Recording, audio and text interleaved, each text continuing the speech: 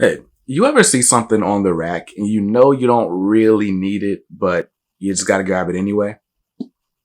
Me too. Let's get into it.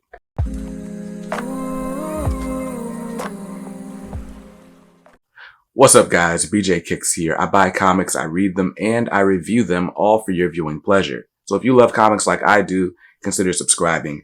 In this video, I'm going to give you an overview of the Penguin Classics Marvel Collection, Black Panther. And this is it right here. Now, this book collects, what does this collect? Fantastic Four, I think 52 and 53, which is basically the first appearance of the Black Panther. I'm trying to find the table of contents here. But it collects that as well as the first, I think, issues 6 through 21 of Jungle Action. Yeah, here we go. Maybe you should look at the beginning of the book for a table of contents, Kicks. Anyway, Fantastic Four 52, 53, and then Jungle Action 6 through 21 with a couple of appendices and an introduction by Ben Saunders, forward by Nnedi Okorafor, and an introduction by Kiana Whitted. So this book is a part of the Penguin Classics Marvel Collection, which so far has three volumes.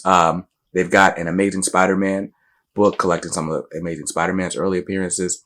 They've got Captain America also collecting his earliest appearances. And then, of course, they've got this one. This is the Black Panther. Now, all three of these volumes are currently available at Organic Price Books. I'll leave a link in the description below.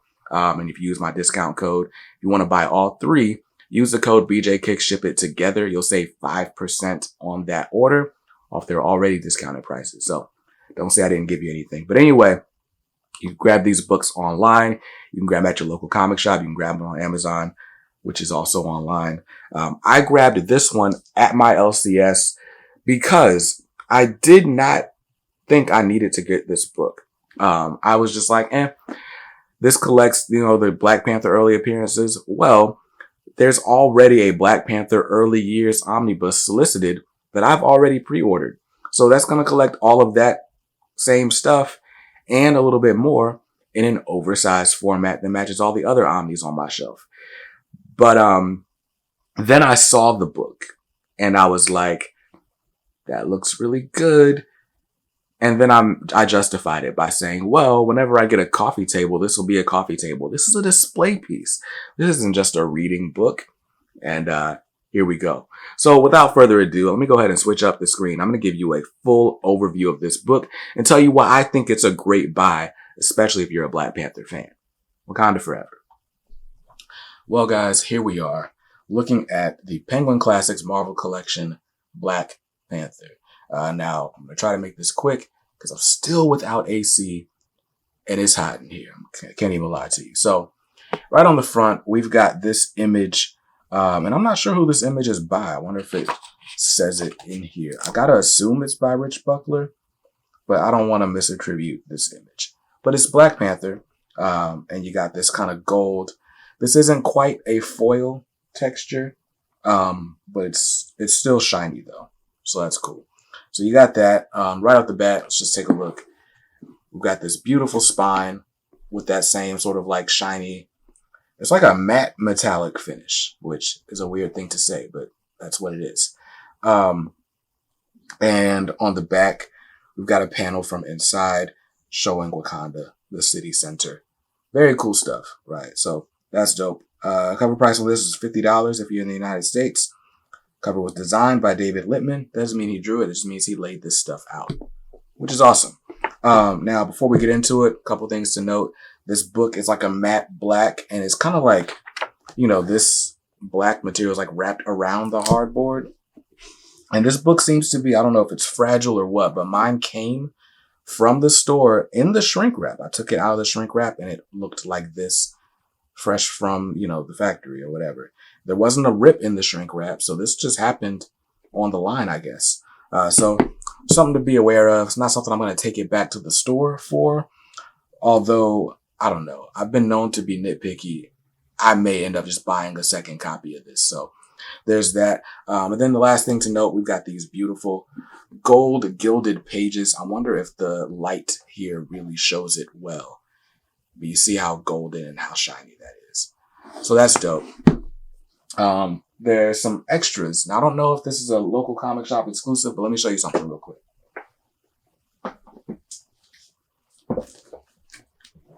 So here we go. This print actually comes with it. Well, it came with my purchase at my local comic shop. And so I'm going to go ahead and take it out of here. So I was telling you guys that the book itself doesn't have like a foil finish, but this definitely does. It's shiny. I can see my reflection, and you can see my reflection when you're looking at that. So that's super dope. And like I said, I don't know if it's exclusive to, brick and mortar retailers, if you'll get that same print when you buy it online.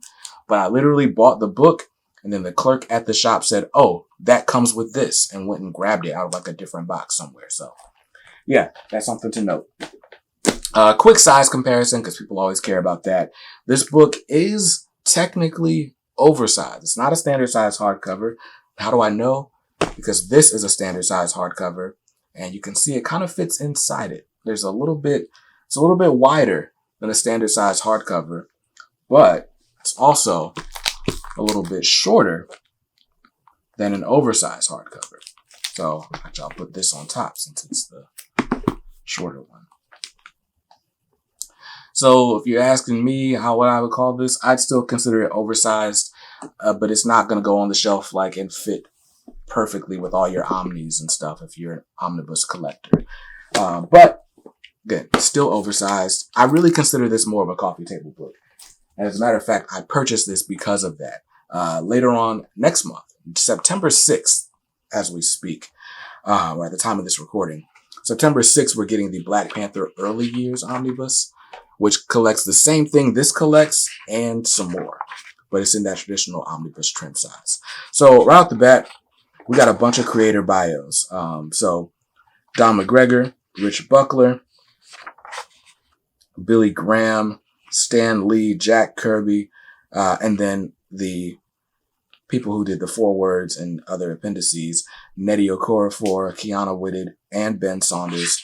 Right off the bat, just looking at this before we even get into the contents, this paper, it's like a matte cream off-white colored paper. It's not that traditional stark white that you would see in most omnibus collections or, comic book collections. And it's not a glossy finish either. It feels honestly, this feels like something you would find in a university library. It feels like a reference book. And I mean that with all good in mind, because it's really cool.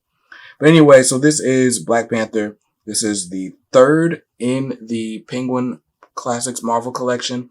I don't know if there's more coming, but in the foreword, it kind of acts as if there will be more. X-Men was teased, and I think Fantastic Four as well.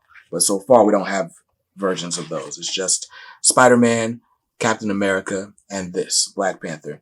Now, this collects Fantastic Four, issue 52 and 53, and then Jungle Action, issues 6 through 21.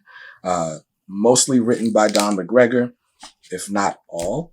Well, Stan Lee and Jack Kirby wrote the Fantastic Four issues where Black Panther first appeared.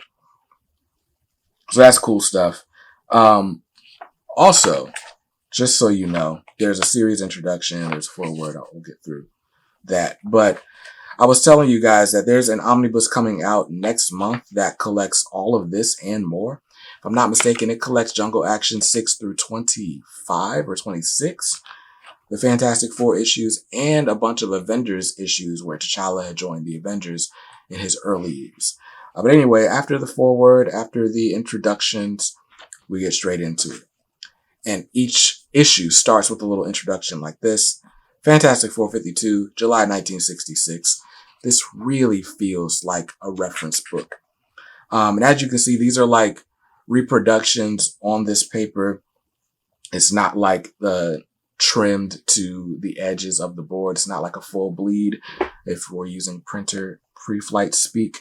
But you can also see that sort of matte finish. This is again, it's because of the paper, but it feels a little muddy.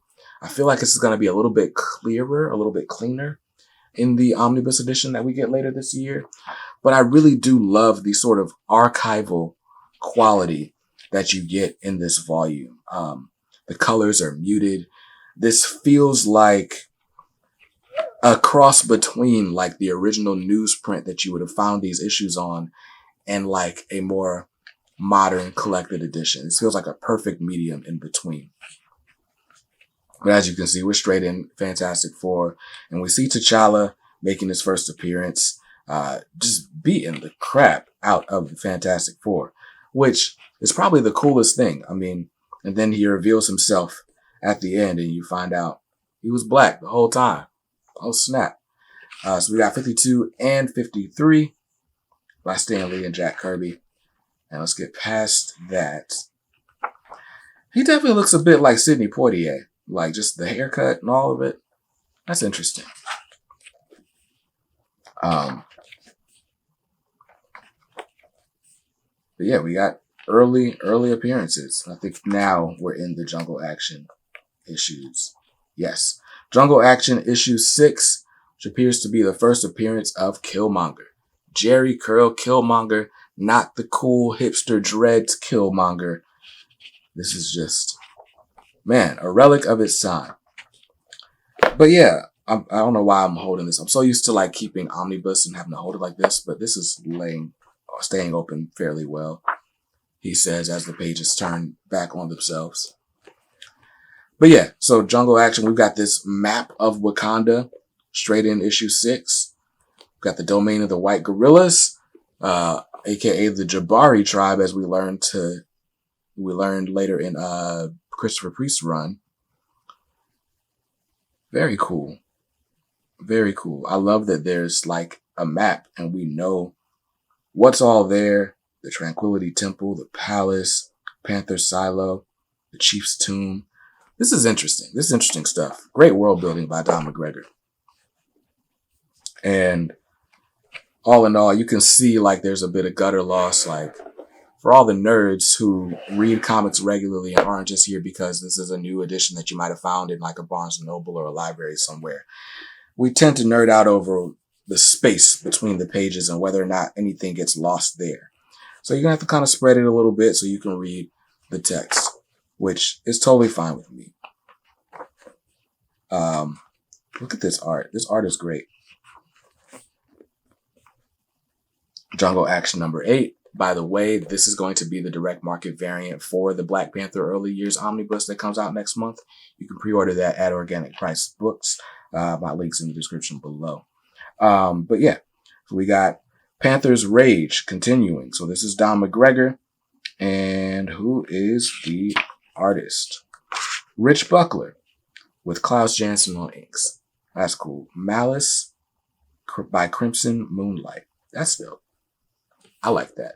I like this, the creative splash and title pages. Like, this is storytelling all on its own before you ever get into the story. That's dope. But anyway, we got a whole bunch of fighting going on. Whole bunch of action. Really cool stuff. And again, we got that map of Wakanda again. But then also a bit of an appendix, like the Central Wakanda's Palace Royal schematic. That's dope.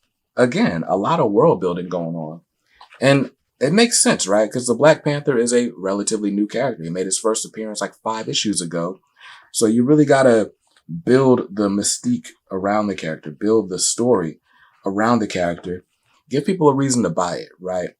And I feel like you got to sell it even more because this is the 60s and Black Panther is black.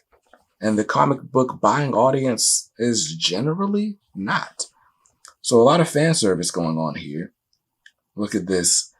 Jack Kirby's original design for the Black Panther. I wonder who decided that it wasn't going to look like this. That he was going to just be straight up black in the cat suit. And then we got Killmonger here. That's cool stuff.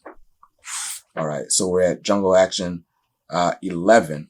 And Billy Graham has already taken over as artist. Billy Graham, the comic artist, not the evangelist. And I didn't know this till I listened to the Black Panther podcast that Marvel did. Great podcast, by the way. Billy Graham's a black man. So that's cool stuff.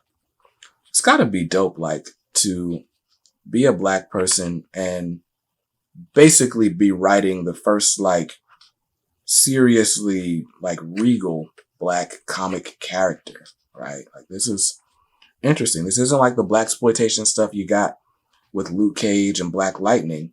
This is something different. It's something different altogether. I love this cover for Jungle Action 14.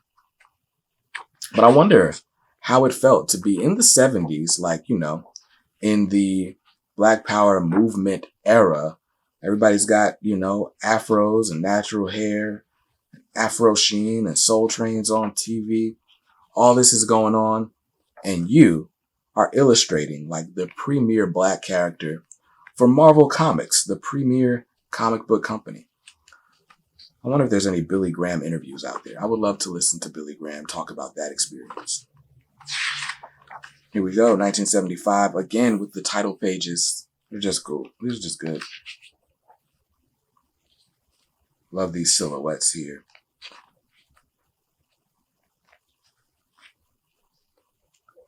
Good stuff, good stuff. The Panther's Rage story still going on. We've reached the climax here. And, you know, if you've seen the Black Panther movie, the first one, which none of us have seen the second one yet, Wakanda Forever is not out at the time of this video recording, but if you've seen the first one, a lot of that comes from this, but also blends some other stuff that happens in later years, like the Dora Milaje from Priest Run, like the Jabari tribe from Priest Run. But yeah, Man Ape, which, you know, shows up around here, but still. Anyway, Epilogue. Epilogue from Panther's Rage in issue 18. And this is just cool stuff. Look, it's Tiana Taylor. I'm joking. But man, just some really, really dope imagery. I love the cheetahs. Or are they leopards? Somebody remind me which one is which. Tell me in the comments. Oh, and of course, we've got the Black Panther versus the Klan, Don McGregor, who really did a lot to shape like who Black Panther is, what his motivations are, what he fights against. Black Panther, you know, is fighting the Klan in these issues. Later on, Don McGregor comes back, or Don McGregor doesn't come back for this series, but later on, Black Panther goes on to fight apartheid, and it's clearly inspired by like this storytelling. So that's awesome. Very awesome. Black Panther smashes the Klan. Gets hung from a cross. Man, this is some, I wonder if this imagery like would fly in today's time. Or if people would be like, I can't believe you're referencing hate groups and Nazis and Klansmen. I don't know. But man, this art is great. Like, this just looks awesome, even by 2022 standards, which I guess that's just the power of the medium, honestly. And that was it. That's the last issue that's collected here. And then we got an appendix. We got Panther's Chronicles, which is just an essay by Don McGregor, which originally appeared in the Marvel Masterworks Black Panther Volume 1. That guy can write, can he? Very cool. Wrote this in 2010. I'm excited to read that. Probably should have read it before I did the overview. Probably would have given me some more information. We got a plot synopsis from Jungle Action number 7. Pictures of the script. I always love seeing like comic scripts and how they end up being comic book pages with full art and stuff.